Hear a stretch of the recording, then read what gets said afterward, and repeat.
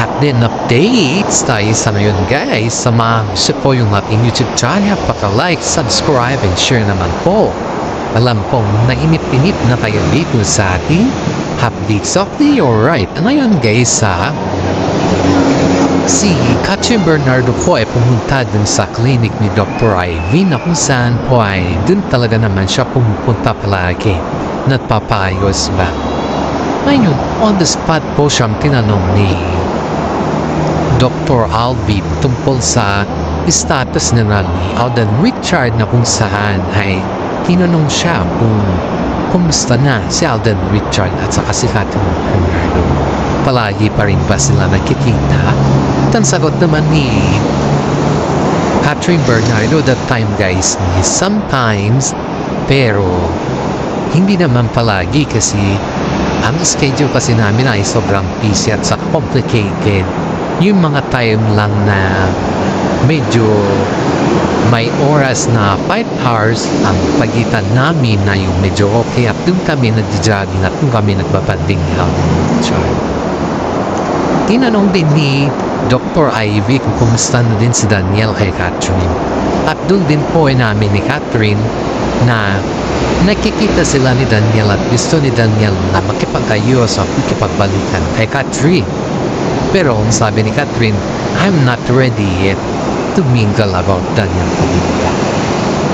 Siguro, yung sa akin lang is yung tagal namin na 12 years. Yun, dun ako nasasayangan. Pero yung ibalik ko yung dating kami ay ang hirap, mahirap ko nang gawin yun. Kasi nga, kapag ikaw ay nasaktan at palagi mong tinatanggap yung mga nangyayari, lalo ka pa rin yan bibitawan at lalo ka pa rin yan sasaktan ulit. Ang gusto ko kasi sa isang relasyon, ready na ako, hindi ako sasaktan. Mahalin talaga na ako ng totoo, off cam, on cam. Hindi lang sa yung magaling kang magsalita sa publiko, pero yung katotohanan is there's something wrong with it. Kaya na maraming nagsasabi na sayang yung 12 years, pero mas sayang din po pagpatuloy kung tanggapin lahat ng pagkakamali at masasanay siya sa ganun na taktika. Diba? Kaya yan po yung sagot ni Catherine Bernardo kay Dr. Alvy tungkol kay Daniel Padilla. So ibig sabihin yan guys ay talagang sinusuyo siya si Daniel Padilla kasi nakapag-decide na pala si Catherine na hindi pa niya munang tanggapin si Daniel Padilla. Pero patuloy pa rin po na sinusuyo si Daniel Padilla si Catherine para sa ganun ay may ibalik or magbalikan sila. Ayaw din ni Catherine na masabihan siya na yung paligan niya si Daniel Padilla dahil ang dami na din nagsasabi na mismong si Mami mismo yung nagsasabi na hindi na at kung kinakailangan ay hanggang doon na lang muna siya kasi kaya niya naman tiisin ang kanyang sarili dahil para naman sa kanya to. At saka ayon pa dito si Catherine po ay mahirap nang ibalik yung katotohanan sa kanila ni Daniel Padilla. Kaya si Alden po ay talagang binibigyan niya po ng time si Catherine na makapag-isip or makapag-decision kung tatanggapin niya na ba yung panliligaw ni Alden Richard. Kasi nga, ang dami na kasing pakutsaba sa ngayon na sinasabi na kahit gaano kasakit yung mga binibitawan ni Catherine Bernardo kay Daniel Padilla na salita ay nandun pa rin siya at patuloy pa rin siyang nangungulit sa kanya. Kaya si Daniel Padilla po, si Alden Richard po ay talagang patuloy na nakikiramdam sa Katniel dahil ayaw niya naman na presahin si Catherine sa mga bagay-bagay na hindi niya magugustuhan. Gusto niya yung pusa si Catherine Bernardo na magsabi na okay na at ready na siya at ready na din siya makipagrelasyon dahil kapag yan kasi guys ay pepersahin mo yan. Ang hirap na din kasi yan guys, kaya ang hirap mo din kasi sabihan ang mga iba na pwede mo nang gawin yung hindi mo pa dapat gawin, diba? Sabi nga ni Alden Richard, nakakapaghintay pa siya. Kaya niyang hintayin hanggat ready na si Catherine at kaya niyang hintayin kahit hanggang kailan kaya pa ni. Hanggang kailan pa yung kahit ilang taon kaya niyang tiisin para kay Catherine, guys. You know, guys, the best sweetest word dito, guys, is yung makapaghintay si Alden Richard kay Catherine at kahit alam niya na hindi pa ready si Catherine Bernardo. Sabi nga sa kanila, napakaswerte ni Catherine Bernardo kay Alden dahil kahit gaano kahirap maghintay ng ilang taon, nandiyan pa rin si Alden na sumusuporta kay Catherine kahit saan man siya. Even though hindi na sila masyadong nagkikita, guys, kasi nga makaibig naman sila ng network. Saka kanya-kanya na silang mga projects na ngayon, hindi na kasi sila magkatambal. Ay patuloy pa rin yung suporta ni Alden sa kanya, numusta pa rin si Alden sa kanya. At yan po yung mga katagaha, o yan po yung mga opsyon nila ang nagsasabi na sila na. Willing naman si Alden na maghintay at alam niyo yung sabi nila, kung suggestion lang nila Alden Richard at saka si Catherine Bernardo ay sila na. Pero yung pag-aamin lang kasi ayun yung mahirap nilang gawin kasi nang gugulo pa kasi si Daniel Padilla. Siyempre, ang gusto kasi nila yan sa isang relasyon ay yung private, yung may privacy sila. Kaya hindi sila umaamin kung sila na eh. Kasi ayaw nila na si Daniel Padilla ay baka magwawala. Alam mo naman, kilala naman natin si Daniel Padilla na gano'n yung kanyang taktika sa buhay. Ang pinagbibisihan kasi ni Alden sa ngayon, guys, is may mga guesting kasi siya na out of the country din. May mga endorsement din kasi siya at saka hosting din siya at saka sa Sunday Loud Out ba? So may performance din siya sa mga every Sunday. You know, guys, is pagdating naman sa rehearsal kasi ang hirap kasi yan, hindi lang kasi isang araw yan, dapat uli-ulitin yan hanggang makuha mo. At ganoon din naman si Catherine, guys, may mga shooting din siya sa Elena. Buti na nga ay medyo nag-adjust yung Elena sa kanya eh. At may mga iba-iba din siyang mga time na kung saan mga 5 hours to 3 hours lang yung kanilang free time ni Alden. Pero once in a blue moon pa yun, guys, hindi yung every week nakikita sila, hindi na. Yun nga sabi nga ni Catherine dito, guys, na namimiss daw niya si Alden dahil ang tagal nilang nagkasama at yun ay yung parang naninibago sila sa isa't isa. You know, yung mga salitang naninibago sa isa't isa, it's feel like you feel uncomfortable sa mga kasama mo.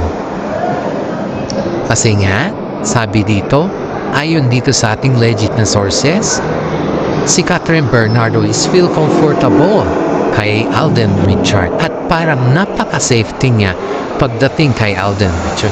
It's look like that Alden want also mamimid para kay Catherine.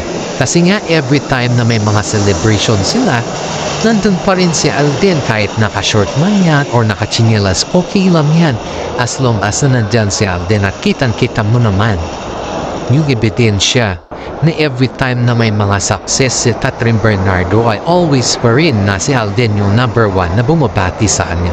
And at the same time, nandyan pa rin si Mami Ming na sumusuporta din sa Kat din.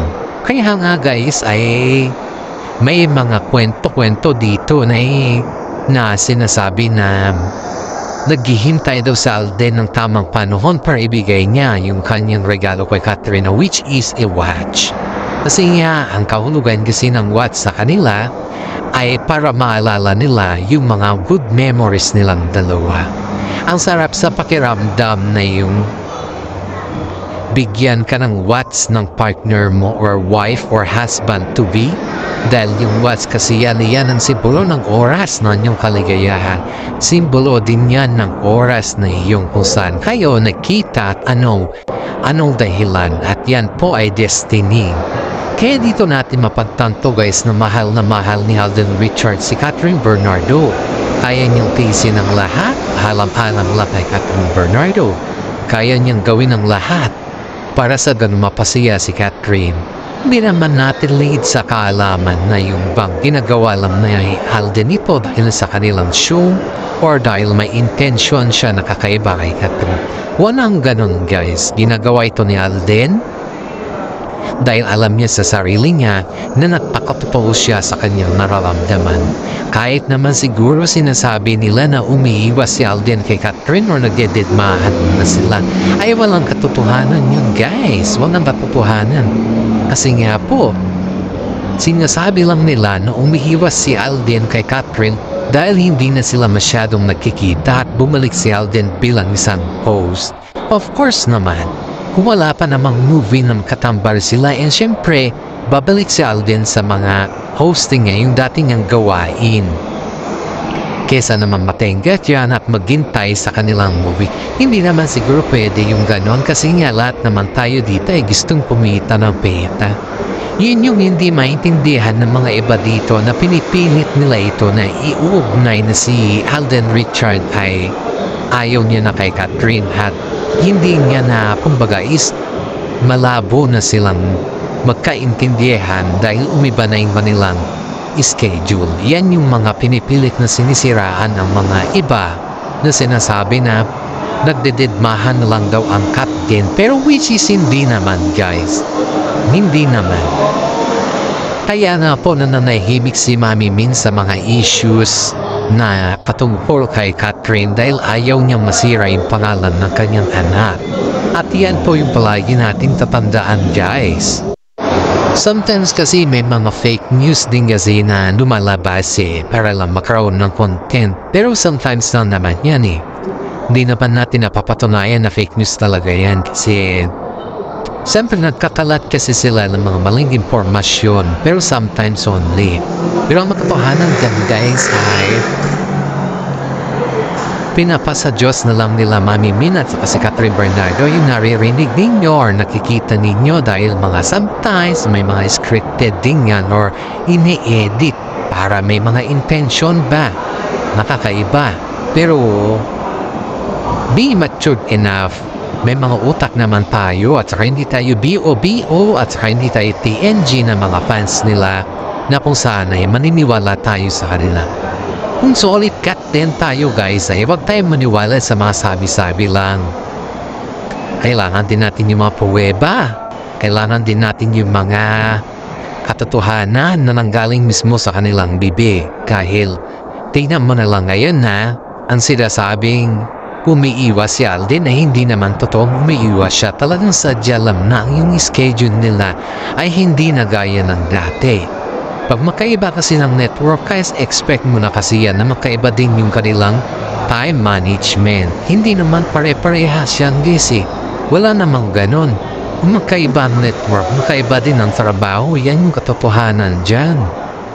Hindi yung sabihin natin na sila ay nag-iiwasan na hindi, walang ganon. Kaya marami dito, guys, ang napapaisip po ano talaga yung katotohanan. Pero matotohanan dito, guys, yung katotohanan talaga is si Daniel Padilla ay talagang pinipilit niyang kunin yung loob ni Catherine Bernardo dahil kita niyo naman guys dun sa kontrata umiwas si Catherine kay Daniel Padilla, nagsolo na lang si Catherine, ang dami niyang pinalitan simula nung nag-break up sila ng Daniel Padilla. Pero itong si Daniel kasi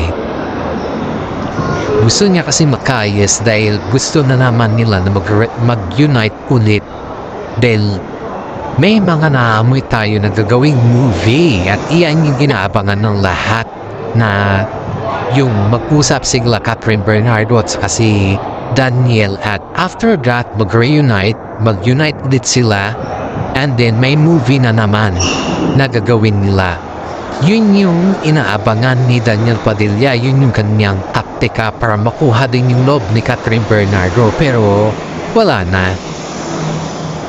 Nawala na ng pag-asa si Daniel Wala na siyang pag-asa. Tignan mo, yung movie niya na lang sa ngayon parang pilit na lang para sa ganun mapabango pa rin yung pangalan niya. Yan yung katotohanan dito guys. Sige pa mapabango lang yung pangalan niya dahil medyo hindi na siya hindi na kumbaga Hindi na kagaya ng dati ang pangalan ni Daniel Padilla.